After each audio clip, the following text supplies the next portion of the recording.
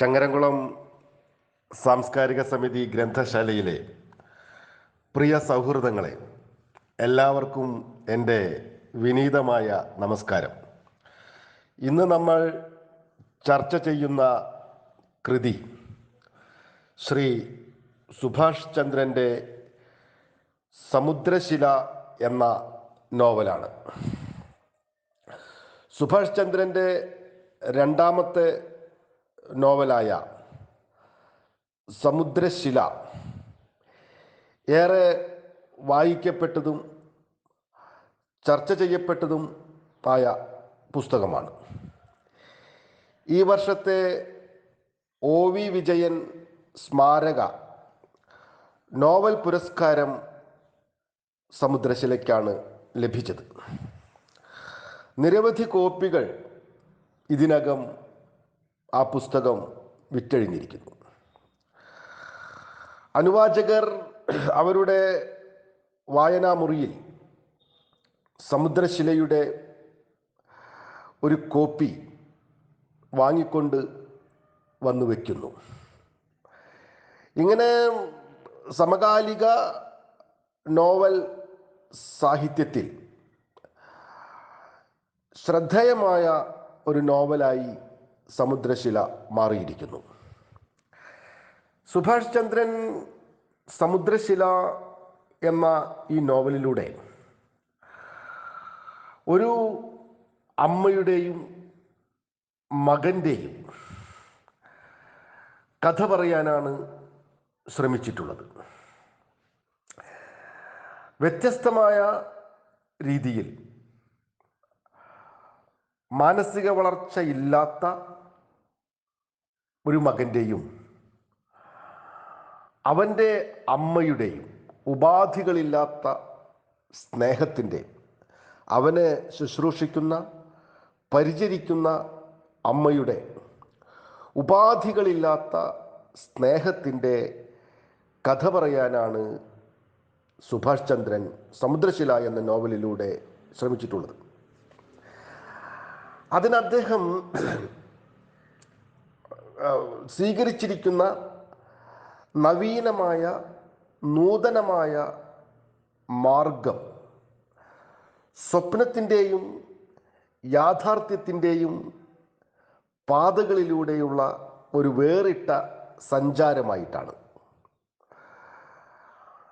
അതിൻ്റെ മനസ്സിൻ്റെ ദുരൂഹമായ വഴികളിലൂടെയുള്ള സഞ്ചാരപഥങ്ങളെ ഈ നോവലിൽ അടയാളപ്പെടുത്തുന്നുണ്ട്. അതുപോലെ ഇതിലെ മുഖ്യ കഥാപാത്രമായ അംബ എന്ന് പറഞ്ഞാൽ അമ്മയുടെ ഒരു പര്യായം കൂടിയാണ്. അംബയുടെ ജീവിതം അടയാളപ്പെടുത്തുന്നത് അസാധാരണമായ വിചിത്രമായ രീതിയിലാണ്. അംബയെ ഒരിക്കലും സുഭാഷ് ചന്ദ്രൻ നേരിട്ട് കണ്ടിട്ടില്ല. സുഭാഷ് ചന്ദ്രൻ ഈ നോവലിലെ ഒരു കഥാപാത്രമാണ്. സാധാരണ നോവൽ സങ്കല്പങ്ങളിൽ നിന്നും വ്യത്യസ്തമായി, വ്യതിരിക്തമായി ചില സങ്കേതങ്ങൾ ഈ നോവലിൻ്റെ രചനയിൽ സുഭാഷ് ചന്ദ്രൻ സ്വീകരിച്ചിട്ടുണ്ട്. അതിൻ്റെ ഒരു പ്രത്യേകത, ഈ നോവലിൽ ഒരു കഥാപാത്രമായി സുഭാഷ് ചന്ദ്രൻ എന്ന നോവലിസ്റ്റ് വരുന്നുണ്ട് എന്നുള്ളതാണ്. മറ്റൊന്ന്, ഇതിലെ മുഖ്യ കഥാപാത്രമായ അംബ വരച്ച ചിത്രം ഇതിൽ കൊടുക്കുന്നുണ്ട് എന്നുള്ളതാണ്. അതുപോലെ അംബ വായിച്ച മാതൃഭൂമി പ്രസിദ്ധീകരണത്തിൻ്റെ യാത്ര എന്ന യാത്രാ വിവരണ ഗ്രന്ഥത്തിലെ സുഭാഷ് ചന്ദ്രൻ്റെ ലേഖനം ഇതിൽ പ്രസിദ്ധീകരിച്ചിരിക്കുന്നു. അതുപോലെ സുഭാഷ് ചന്ദ്രൻ്റെ വീട്ടിലേക്ക് അതിഥികളായി എത്തുന്ന വൈക്കം മുഹമ്മദ് ബഷീറിൻ്റെ മകൻ അനീസ് ബഷീറും അദ്ദേഹത്തിൻ്റെ ഭാര്യ അഞ്ജുവും ഇതിലെ കഥാപാത്രങ്ങളായിട്ട് വരുന്നു. അതുപോലെ ചിത്രകാരനായിട്ടുള്ള JR പ്രസാദ് വരുന്നു. ഫോറൻസിക് വിദഗ്ധൻ, വിരലടയാള വിദഗ്ധൻ വരുന്നു. ഇവരുടെയൊക്കെ ഫോട്ടോ സഹിതം ഈ നോവലിൽ കൊടുത്തിട്ടുണ്ട്. ഇവർ സുഭാഷ് ചന്ദ്രൻ്റെ വീട്ടിലേക്ക് വരുന്നു, അംബയുടെ ഫ്ലാറ്റിലേക്ക് വരുന്നു. അപ്പോൾ യാഥാർത്ഥ്യവും സ്വപ്നവും സങ്കല്പവും സത്യവും മിഥ്യയും ഇതെല്ലാം അതിൻ്റെ ഒരു പ്രത്യേക അനുപാതത്തിൽ ചേർത്തുകൊണ്ടാണ് സുഭാഷ് ചന്ദ്രൻ ഈ നൂതനമായ പ്രമേയം ആഖ്യാനത്തിലും പ്രമേയത്തിലും നൂതനത്വം പുലർത്തുന്ന സമുദ്രശില എന്ന നോവൽ നിർമ്മിച്ചിട്ടുള്ളത്. അറബിക്കടലിലെ വെള്ളിയാങ്കല്ലിലേക്ക് സുഭാഷ് ചന്ദ്രനും സുഹൃത്തുക്കളും ഒരു യാത്ര പോവുകയും ആ യാത്രയിൽ ഏകാന്തമായ ആ വെള്ളിയാങ്കല്ലിൽ നിന്ന് സമുദ്രത്തിൻ്റെ വിഹഗവീക്ഷണം നടത്തുകയും ചെയ്യുന്ന സുഭാഷ് ചന്ദ്രൻ ആ യാത്ര കഴിഞ്ഞു വരുമ്പോൾ ഒരിക്കലും ആലോചിച്ചിട്ടില്ല ഈ ഒരു വെള്ളിയാങ്കല്ലിലേക്കുള്ള സന്ദർശനം അംബ എന്ന സ്ത്രീയുടെ ജീവിതത്തിലേക്കുള്ള ഒരു സന്ദർശനവും ഈ ഒരു നോവലിൻ്റെ ബീജാവാപവുമാകുമെന്ന് സുഭാഷ് ചന്ദ്രൻ സ്വപ്നത്തിൽ പോലും പ്രതീക്ഷിച്ചിട്ടില്ല എന്ന് ഇതിൻ്റെ ആമുഖത്തിൽ പറയുന്നുണ്ട്. അപ്പോൾ വളരെ അപ്രതീക്ഷിതമായിട്ട് അംബ സുഭാഷ് ചന്ദ്രൻ്റെ ജീവിതത്തിലേക്ക് കടന്നു വരികയാണ്. മാതൃഭൂമിയുടെ യാത്ര എന്ന പ്രസിദ്ധീകരണത്തിലെ സുഭാഷ് ചന്ദ്രൻ്റെ വെള്ളിയാങ്കല്ലിലേക്കുള്ള യാത്രയെക്കുറിച്ച് എഴുതിയ യാത്രാ വിവരണം വായിച്ചിട്ടാണ് അംബ സുഭാഷ് ചന്ദ്രനുമായി ബന്ധപ്പെടുന്നത്. അതിലവർ പറയുന്നു സുഭാഷ് ചന്ദ്രനെ അവർ മുൻപ് നേരിട്ട് കണ്ടിട്ടുണ്ടെന്ന്. അവർ സുഭാഷ് ചന്ദ്രനെ നേരിട്ട് കണ്ടിട്ടുണ്ട്, പക്ഷേ അതൊരു വിചിത്രമായ കാഴ്ചയാണ്. അത് സ്വപ്ന സന്നിഭമായൊരു കാഴ്ചയാണ്. അതുപോലെ സുഭാഷ് ചന്ദ്രൻ ഈ അംബയെയും കണ്ടിട്ടുണ്ട്, എന്നാൽ നേരിട്ട് കണ്ടിട്ടുണ്ടെന്ന് പറയുന്നു. എന്നാൽ അത് സ്വപ്നത്തിൻ്റെ നൂലുകൾ തുന്നിച്ചേർത്ത ഒരു കാഴ്ചയായിട്ട് ഈ നോവലിൽ വർണ്ണിക്കുന്നു. തൻ്റെ മകനെ കൊലപ്പെടുത്തിയ അമ്മയുടെ സമീപത്തിരുന്ന് കരയുന്ന ഒരു ചിത്രമായിട്ടാണ് സുഭാഷ് ചന്ദ്രൻ സ്വപ്നം കാണുന്നത്. അപ്പോൾ ഏതാണ് സ്വപ്നം, ഏതാണ് യാഥാർത്ഥ്യം എന്നുള്ള ഒരു വിചിന്തനം ഈ നോവലിൻ്റെ വായനയിലുടനീളം നമ്മളെ അനുവാചകരെ മഥിക്കും. ഈ നോവലിൻ്റെ ഒരു വലിയ പ്രത്യേകത ഏതാണ്? പിന്നീട് ഈ നോവൽ അതിൻ്റെ സങ്കീർണമായ അവസ്ഥകളിലേക്ക് വികസിക്കുകയാണ്. ഒരു സാധാരണ ജീവിതത്തിൻ്റെ പ്രഭാത കൃത്യങ്ങളിലൂടെയാണ് ഈ നോവൽ ആരംഭിക്കുന്നത്. അതായത് ഈ നോവലിലെ കഥാപാത്രമായ നോവലിസ്റ്റിൻ്റെയും ഈ നോവലിലെ മുഖ്യ കഥാപാത്രമായ അംബയുടെയും പ്രഭാത കൃത്യങ്ങളിലൂടെ ഈ നോവൽ ആരംഭിക്കുന്നു. അതിനു മുമ്പ് ഇവരുടെ സ്വപ്നത്തെക്കുറിച്ച് പ്രതിപാദിക്കുന്നു. അതിൽ ഒരു സെൻ ഗുരുവിനോട് തൻ്റെ ശിഷ്യൻ ചോദിക്കുന്ന ഒരു ചോദ്യമായിട്ടാണ് ഇതിലെ സ്വപ്നത്തെ അവതരിപ്പിക്കുന്നത്. ഒരു ചിത്രശലഭം സ്വപ്നം കാണുന്നു. താൻ ഒരു പൂവിലിരുന്ന് പൂന്തേനുണ്ട് മതിക്കുന്ന ഒരു സ്വപ്നം. ഈ സ്വപ്നത്തെക്കുറിച്ച് ഒരു ബുദ്ധൻ്റെ ശിഷ്യൻ തൻ്റെ ഗുരുവിനോട് ചോദിക്കുന്നതാണ് സ്വപ്നം. ആ ശിഷ്യൻ തൻ്റെ ഗുരുവിനോട് ചോദിക്കുന്നു, ഗുരു, ഞാനൊരു ചിത്രശലഭത്തെ സ്വപ്നം കണ്ടു. ആ ചിത്രശലഭം ഒരു പൂവിലിരുന്ന് പൂന്തേൻ നുകർന്ന് മതോന്മത്തനാകുന്നൊരു സ്വപ്നം കണ്ടു. എന്താണ് ഇതിൻ്റെ പൊരുളെന്ന് ചോദിച്ചു. അപ്പോൾ അതിന് ഗുരു പറയുന്ന മറുപടി, ഒരു ചിത്രശലഭം മറ്റൊരിടത്തിരുന്ന് സ്വപ്നം കാണുകയാവാം. ഒരു ബുദ്ധഭിക്ഷു മദ്യപിച്ച് മതോന്മത്തനായി എന്ന്. അപ്പോൾ ഈ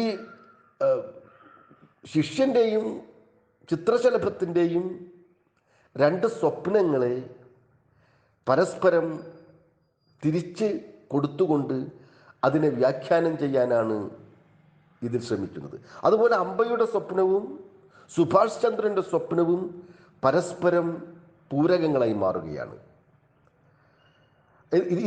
ഇതിൻ്റെ നോവലിൻ്റെ ഒരു വലിയ പ്രത്യേകത അതാണ് എന്ന് ഇത് വായിക്കുമ്പോൾ നമുക്ക് ബോധ്യപ്പെടും. കാരണം ഒരു അമ്മയുടെ ദുഃഖം, അമ്മയുടെ മാനസിക വളർച്ചയില്ലാത്ത, ഭിന്നശേഷിക്കാരനായ, ഒരു ഗ്ലാസ് ചായ തുളുമ്പി പോകാതെ എടുക്കാൻ കഴിയാത്ത, സ്വന്തം തലമുടി ചീകി വയ്ക്കാൻ സാധിക്കാത്ത 21 വയസ്സുള്ള ഒരു മകൻ്റെ അമ്മയുടെ തീവ്രമായ ദുഃഖത്തെ, ആ ആത്മദുഃഖത്തെ സ്വാംശീകരിക്കുകയാണ്, അത് തൻ്റെ വേദനകളാക്കി മാറ്റുകയാണ് സുഭാഷ് ചന്ദ്രൻ യഥാർത്ഥത്തിൽ ഈ നോവലിൽ ചെയ്യുന്നത്. ഈ നോവലിൻ്റെ കാതലായിട്ടുള്ള വശം അതാണ്. ലോകത്തിൻ്റെ ഉപാധികളില്ലാത്ത സ്നേഹത്തിൻ്റെ പര്യായമാണ് അമ്മ. അമ്മയുടെ പര്യായമായി മാറുന്നുണ്ട് ഇതിലെ അംബ. അപ്പോൾ അംബയുടെ ആ ജന്മദുഃഖം ഇതിൽ സുഭാഷ് ചന്ദ്രൻ എന്ന കഥാകാരൻ ഏറ്റുവാങ്ങുകയാണ്. ആ ദുഃഖത്തെ തൻ്റെ സ്വയം പീഡനമായി ഇതിൽ സുഭാഷ് ചന്ദ്രൻ അവതരിപ്പിക്കുന്നു. ഈ നോവലിൻ്റെ ഒരു ആഖ്യാനത്തിൻ്റെ അല്ലെങ്കിൽ പ്രമേയത്തിൻ്റെ ഒരു പ്രത്യേകത അങ്ങനെയാണ്. അംബയുടെ ജീവിതത്തിലേക്ക് സുഭാഷ് ചന്ദ്രൻ കടന്നു ചെല്ലുകയും സുഭാഷിൻ്റെ ജീവിതത്തിലേക്ക് അംബ കടന്നു വരികയും ചെയ്യുന്ന ഒരു മാനുഷികമായ ഐക്യപ്പെടലിൻ്റെ, മാനുഷികമായ ഹൃദയബന്ധത്തിൻ്റെ, ഒരു വ്യക്തിയുടെ, തനിക്ക് അപരിചിതനായൊരു വ്യക്തിയുടെ, എന്നാൽ ഒരേ മനുഷ്യർ എന്ന ആ മഹത്തായ വികാരത്തിൻ്റെ ഉൾക്കൊള്ളലായി, അതിൻ്റെ അവതരണമായി ഈ നോവൽ ഉയർന്നു നിൽക്കുന്നു എന്നുള്ളതാണ് ഇതിൻ്റെ സമുദ്രശിലകൾ എന്ന നോവലിൻ്റെ പ്രത്യേകതയായിട്ട് നമുക്ക് അനുഭവപ്പെടുന്നത്. അപ്പോൾ ഈ അനന്തപത്മനാഭൻ എന്ന മകൻ്റെയും അംബ എന്ന അമ്മയുടെയും കഥയാണ് സമുദ്രശില. ഈ നോവലിലൂടെ, ഈ നോവലിൻ്റെ രചനയുടെ ഒരു പ്രത്യേകത, അതിൽ സുഭാഷ് ചന്ദ്രൻ്റെ മൗലികമായ നിരീക്ഷണങ്ങളുടെ സമൃദ്ധിയാണ്. മറ്റ് നോവലിസ്റ്റുകളിൽ നിന്നെല്ലാം വ്യത്യസ്തനായി മൗലികമായ നിരവധി നിരീക്ഷണങ്ങൾ കൊണ്ട് സമൃദ്ധമാണ് ഈ നോവൽ. ഉദാഹരണത്തിന് 1-2 കാര്യങ്ങൾ ഞാൻ എൻ്റെ ഓർമ്മയിൽ നിന്ന് പറയാം. ഒന്ന് പറയുന്നത്, ഈ അംബ പുനർജന്മത്തിൽ ശിഖണ്ഡിയായി എന്ന ഒരു പൗരാണിക സങ്കല്പമുണ്ട്. അപ്പോൾ ശിഖണ്ഡി എന്ന സങ്കല്പം ഭീഷ്മരെ വധിക്കുന്നതിന് വേണ്ടി ശിഖണ്ഡി വേഷം, ശിഖണ്ഡിയുടെ പുനർജന്മം ആവിഷ്കരിക്കുകയാണ് അംബ എന്ന പൗരാണിക സങ്കല്പത്തിൽ നിന്ന് ഇതിൽ പരാമർശിക്കുന്ന സുഭാഷ് ചന്ദ്രൻ്റെ മൗലികമായ നിരീക്ഷണമുണ്ട്. അതിൽ പറയുന്നു, ശിഖണ്ഡി അഥവാ നപുംസകം എന്ന് ആക്ഷേപിക്കുന്ന ശിഖണ്ഡി യഥാർത്ഥത്തിൽ സ്ത്രീയും പുരുഷനും അല്ലാത്തവളല്ല, മറിച്ച് അത് സ്ത്രീ പുരുഷന്മാരുടെ ഒരു ആളലാണ് ശിഖണ്ഡി എന്ന് ഇതിൽ പറയുന്നു. സ്ത്രീയും പുരുഷനും ഒരുപോലെ സമന്വയിക്കുമ്പോൾ ഉണ്ടാകുന്ന ഒരു ആളലാണ് ശിഖണ്ഡി എന്ന് ഇതിൽ സുഭാഷ് ചന്ദ്രൻ പറയുന്നുണ്ട്. അതുപോലെ ഓരോ ചിതയുടെയും ഒരു കുഞ്ഞ് പ്രതീകമാണ്, ഒരു ചെറിയ പ്രതീകമാണ് ഓരോ അടുക്കളയിലെയും അടുപ്പ് എന്നുള്ള ഒരു നിരീക്ഷണം ഇതിലുണ്ട്. ഇങ്ങനെ മൗലികമായ നിരവധി നിരീക്ഷണങ്ങൾ കൊണ്ട് ഈ നോവൽ സമൃദ്ധമാണ്, സമ്പന്നമാണ്.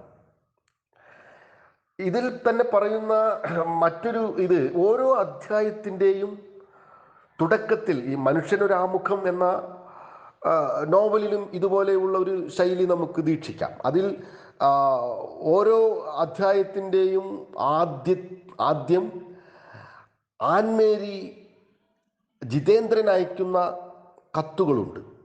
അത് യഥാർത്ഥത്തിൽ കവിതകളാണ്, ഗദ്യകവിതകളാണ്, ഗദ്യത്തിൽ എഴുതിയ കവിതകളാണ്. അതുപോലെ ഇതിലും സമുദ്രശിലയിലും അധ്യായങ്ങളുടെ ആദ്യത്തിൽ ഇതുപോലെയുള്ള ഗദ്യ കവിതകളുണ്ട്. അതുപോലെ സുഭാഷ് ചന്ദ്രൻ്റെ നിരീക്ഷണങ്ങൾ, വാക്കുകൾ ഉത്ഭവിക്കുന്നതിനെക്കുറിച്ചുള്ള അദ്ദേഹത്തിൻ്റെ നിരീക്ഷണം. ഇപ്പോൾ ഒരു അണു എന്ന വാക്ക് കണ്ടുപിടിച്ച ആ പ്രാക്തനായ പുരാതനനായ മനുഷ്യൻ അണുവിസ്ഫോടനത്തിൻ്റെ അണുബോംബ് കണ്ടുപിടിച്ചതിനേക്കാളും എത്രയോ മഹത്തരമായ കാര്യമാണ് ചെയ്തത് എന്ന് ഇതിൽ പറയുന്നുണ്ട്.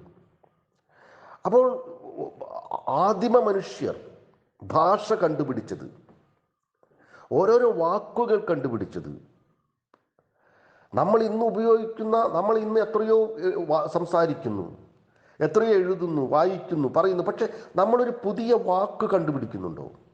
ഒരു പുതിയ വാക്ക് ഭാഷയിലേക്ക് സംഭാവന ചെയ്യുന്നുണ്ടോ? ഇല്ല എന്നുള്ളതാണ് യാഥാർത്ഥ്യം. അതിന് കഴിയുന്നവർ അത്രയേറെ മഹത്വകാംക്ഷികളായിരുന്നു, മഹത്തരമായ കാര്യമായിരുന്നു അവർ ചെയ്തത് എന്ന് ഈ നോവലിൽ സൂചിപ്പിക്കുന്നുണ്ട്. കരിമ്പ് എന്ന വാക്ക് എങ്ങനെയാണ് ഉത്ഭവിച്ചത് എന്ന് സുഭാഷ് ചന്ദ്രൻ ഇതിൽ അതിമനോഹരമായിട്ട് അവതരിപ്പിക്കുന്നുണ്ട്. സുഭാഷ് ചന്ദ്രൻ തന്നെ പ്രസംഗിക്കുകയാണ് ഈ നോവലിൽ. അതിൻ്റെ ശ്രോതാവായിട്ട് അംബ വരുന്നുണ്ട്. അപ്പോൾ അംബ ഈ സുഭാഷ് ചന്ദ്രൻ്റെ പ്രഭാഷണം കേൾക്കുകയാണ്. അപ്പോൾ അതിൽ കരിമ്പ് എങ്ങനെയാണ് ആ വാക്ക് ഉത്ഭവിച്ചത് എന്ന് അദ്ദേഹം ഇതിൽ മനോഹരമായി, കാവ്യാത്മകമായി, വാങ്മയ ചിത്രമായി അവതരിപ്പിക്കുന്നുണ്ട്. അങ്ങനെയാണ് ഓരോ വാക്കുകൾ രൂപപ്പെടുന്നത്. എങ്ങനെ ആ കരിമ്പിൻ്റെ കാഠിന്യം, അതിൻ്റെ മധുരമുള്ള കാഠിന്യത്തിന് പ്രയോഗിക്കുന്ന ക എന്ന അക്ഷരം, കടുപ്പം, കാഠിന്യം എന്നൊക്കെ ഉള്ള കഠിന പദങ്ങൾക്ക് ഉപയോഗിക്കുന്ന ക എന്ന ആ സംജ്ഞ, അതുപോലെ ഇമ്പമുള്ളത് എന്നുള്ളതിൻ്റെ, അതുപോലെ ര, അത് രുചിച്ചപ്പോൾ ഉണ്ടാകുന്ന ആ ഒരു രസത്തിനെ പ്രതിനിധീകരിക്കുന്ന ര, അത് രീ എന്നാവുന്നു. അതുപോലെ അതിൻ്റെ ആ മധുര നിറഞ്ഞ ആ സത്ത, അതിൻ്റെ ചാറ് രസനയിൽ സ്പർശിച്ചപ്പോൾ ഉണ്ടായ ഇമ്പം, അത് മ്പ എന്ന അക്ഷരത്തെ പ്രതിനിധീകരിക്കുന്നു. അങ്ങനെ കരിമ്പിൻ്റെ ആ ഒരു തണ്ട് കടിച്ചു നോക്കിയിട്ട്, രുചിച്ചു നോക്കിയിട്ട് ആദിമ മനുഷ്യൻ ആദ്യമായിട്ട് ആ സസ്യം കണ്ടെത്തിയ മനുഷ്യൻ, അതിൻ്റെ തണ്ട് കണ്ടെത്തിയ ആദിമ മനുഷ്യൻ അതിന് കരിമ്പ് എന്ന നാമധേയം ചെയ്തത്, അതിന് അങ്ങനെ ഒരു നാമം നൽകിയത് എങ്ങനെയെന്ന് സുഭാഷ് ചന്ദ്രൻ ഇതിൽ വളരെ മനോഹരമായി അവതരിപ്പിക്കുന്നുണ്ട്. അപ്പോൾ ഇങ്ങനെയുള്ള കുറേ നിരീക്ഷണങ്ങൾ കൊണ്ട് ഈ നോവൽ നമ്മുടെ വായനയെ സമ്പന്നമാക്കുന്നു, അതിനെ അർത്ഥപൂർണമായി മാറ്റുന്നു. അതാണ് ഈ നോവലിസ്റ്റിൻ്റെ ഒരു പ്രത്യേകത. ആ നോവലിൻ്റെ ഒരു വായന നമ്മളെ കൂടുതൽ ആഴത്തിലുള്ള ചിന്തകളിലേക്ക്, മാനുഷികമായ അർത്ഥതലങ്ങളിലേക്ക്, വ്യർത്ഥതയിലേക്ക് എല്ലാം ഈ നോവൽ നമ്മെ കൊണ്ടുപോകുന്നു എന്നുള്ളതാണ് ഇതിൻ്റെ വായനയുടെ ഏറ്റവും വലിയ ഒരു ഉപലബ്ധി എന്ന് എനിക്ക് ഇതിൻ്റെ പാരായണത്തിലുടനീളം അനുഭവപ്പെട്ടു. തൻ്റെ ഒരു വലിയ ദുരന്തത്തിലാണ് ഈ നോവൽ സമാപിക്കുന്നത്. വിഷം വീഞ്ഞിൽ പകർന്ന് അപ്പുവിന് ഏറെ ഇഷ്ടപ്പെട്ട ഭക്ഷണമായ മാട്ടിറച്ചി വരട്ടിയതിൽ വിഷം ചേർത്ത് കൊടുത്ത് തൻ്റെ മകനെ അമ്പ കൊല്ലുകയാണ്. അതോടൊപ്പം തന്നെ ആ വിഷം സേവിച്ച് അവരും മൃത്യുവിന് കീഴടങ്ങുന്നു. പക്ഷേ ഇതിൻ്റെ അവസാന രംഗങ്ങൾ ഏതൊരു മനുഷ്യൻ്റെയും മനസ്സിനെ മഥിക്കുന്ന തരത്തിൽ അത്രയും ഹൃദയ വ്യഥ ഉണ്ടാക്കുന്നതാണ്. കാരണം ഈ അപ്പു എന്ന വിളിക്കപ്പെടുന്ന ശാരീരിക ചലനങ്ങൾക്ക് സാധിക്കാത്ത, വായയുടെ കോണിൽ നിന്ന് സദാസമയവും ഉമിനീർ പ്രവഹിക്കുന്ന,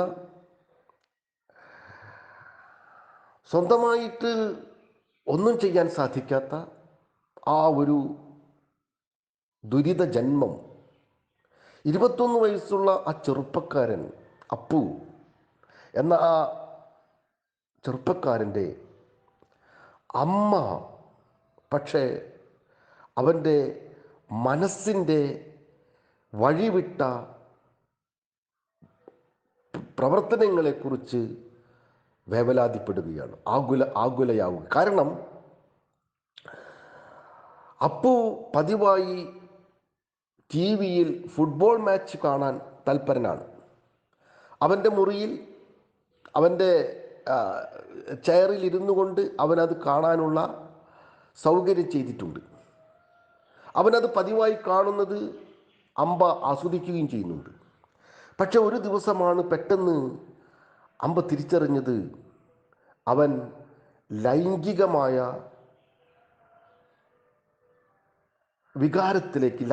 വികാരത്തിലേക്ക്, സ്ത്രീ പുരുഷ സംഭോഗത്തിൻ്റെ വിഭ്രാമകമായ ദൃശ്യങ്ങളിലേക്ക്, പോൺ സൈറ്റുകളിലേക്ക്, ഗൂഗിളിൽ വരുന്ന അശ്ലീല വീഡിയോകളിലേക്ക് അപ്പു നിരന്തരം സഞ്ചരിക്കുന്നുണ്ടെന്ന്.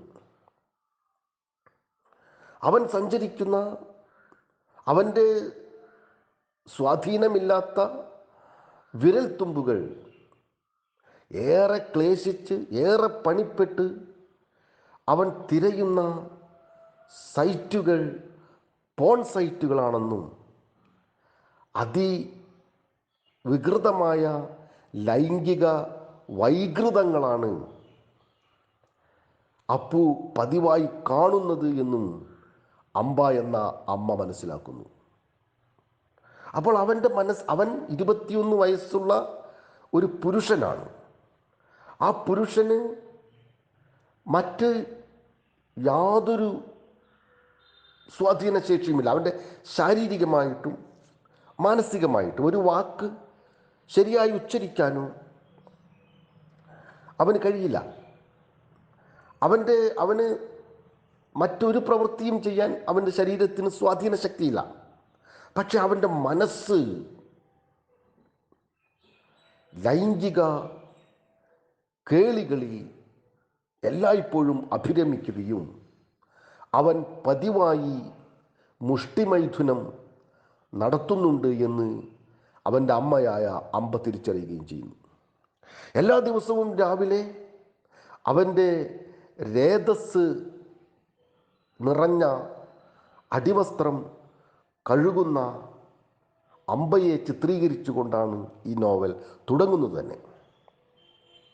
അപ്പോൾ ആ മകൻ്റെ അത്തരം മാനസിക വൈകൃതങ്ങൾ ആ അമ്മയെ അഗാധമായ വേദനകളിലേക്കും തീരാ ദുരിതങ്ങളിലേക്കും നയിക്കുകയാണ്. അതിനോടൊപ്പം തന്നെയാണ് അംബ താനൊരു മാരക രോഗത്തിൻ്റെ അടിമയാണ് എന്നും തിരിച്ചറിയുന്നത്. ഡോക്ടർ അവളുടെ ദന്ത പരിശോധനയ്ക്കെടുത്ത ആ ബയോപ്സി ടെസ്റ്റിൽ അവളുടെ ചുരണ്ടിയെടുത്ത മാംസത്തിൽ നിന്ന് അവൾ രോഗബാധിതയാണ് എന്ന് ഡോക്ടർ അവളെ അറിയിക്കുന്നു. അങ്ങനെ തൻ്റെ മരണം മുന്നിൽ കണ്ട അംബ തകർന്നു പോകുന്നു. ഭിന്നശേഷിക്കാരായ, മാനസിക വളർച്ചയില്ലാത്ത, ശാരീരിക ക്ഷമതയില്ലാത്ത ഓരോ ബാല്യങ്ങളുടെയും ഓരോ കുട്ടികളുടെയും അച്ഛനമ്മമാർ അവരുടെ ജീവിതത്തിൽ അനുഭവിക്കുന്ന ഏറ്റവും വലിയ വേദന, ഏറ്റവും വലിയ യാതന എന്താണെന്ന് വെച്ചാൽ തങ്ങളുടെ മരണശേഷം, തങ്ങളുടെ കാലശേഷം തൻ്റെ മക്കൾക്ക് എന്ത് സംഭവിക്കുമെന്ന വേവലാതിയാണ്. തങ്ങൾ ജീവിച്ചിരിക്കുമ്പോൾ അവരെ പരിചരിക്കാനും ശുശ്രൂഷിക്കാനും അവർക്ക് വേണ്ടത് ഒരുക്കി കൊടുക്കാനും അച്ഛനമ്മമാർ സദാ സന്നദ്ധരായി ഉണ്ടാകും. എന്നാൽ തങ്ങൾ മരിച്ചു കഴിഞ്ഞാൽ തങ്ങളുടെ കുട്ടിയുടെ അവസ്ഥ എന്തായിരിക്കും എന്ന ആ ഒരു ഭീതി, ആ ഒരു വേവലാതി, ഹൃദയത്തെ മഥിക്കുന്ന ആ വേദനാ നിർഭരമായ ഓർമ്മ ഇതിൽ അംബയും അനുഭവിക്കുകയാണ്. ഒടുവിൽ അവർ ഒരു പരിഹാരം കണ്ടെത്തുന്നു.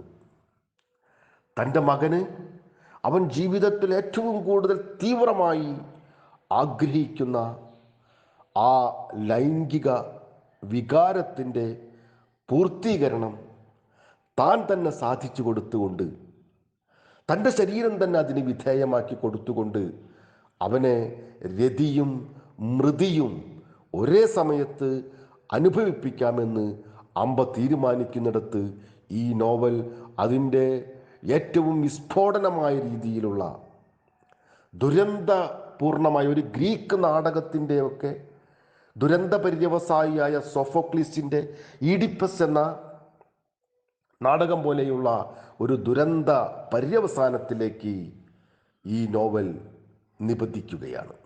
അങ്ങനെയാണ് ഈ നോവൽ അതിൻ്റെ സമാപ്തിയിലേക്ക് എത്തുന്നത്. അപ്പോൾ ഈ നോവൽ മുന്നോട്ട് വയ്ക്കുന്ന കാതലായ നിരവധി പ്രശ്നങ്ങളുണ്ട്. അതിലൊന്ന് ഈ അമ്മയുടെയും മകൻ്റെയും ഈ ദുരിതങ്ങളുടെ ഒരു ദുരിതക്കയമാണ്.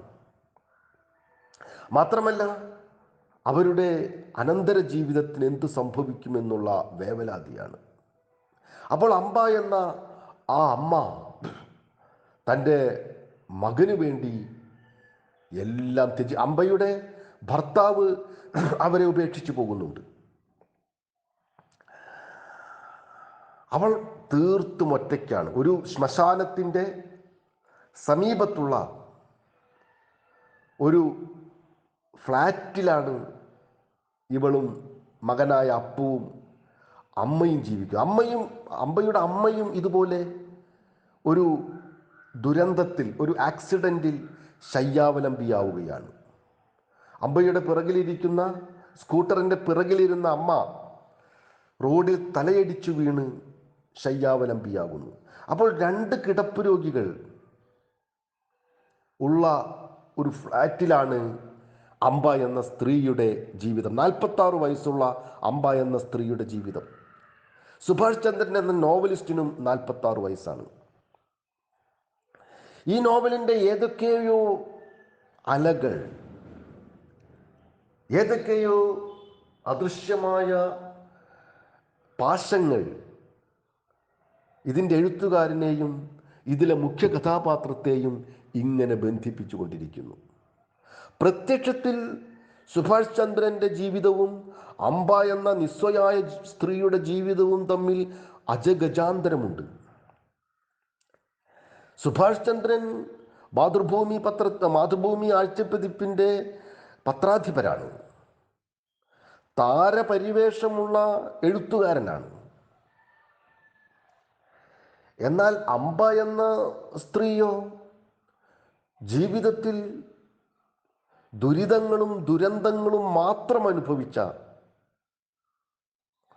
സ്വപ്നം കാണാൻ പോലും ഒന്നുമില്ലാത്ത അതീവ നിസ്വയായ നിരാലംബയായ ഒരു സ്ത്രീ ജന്മമാണ്.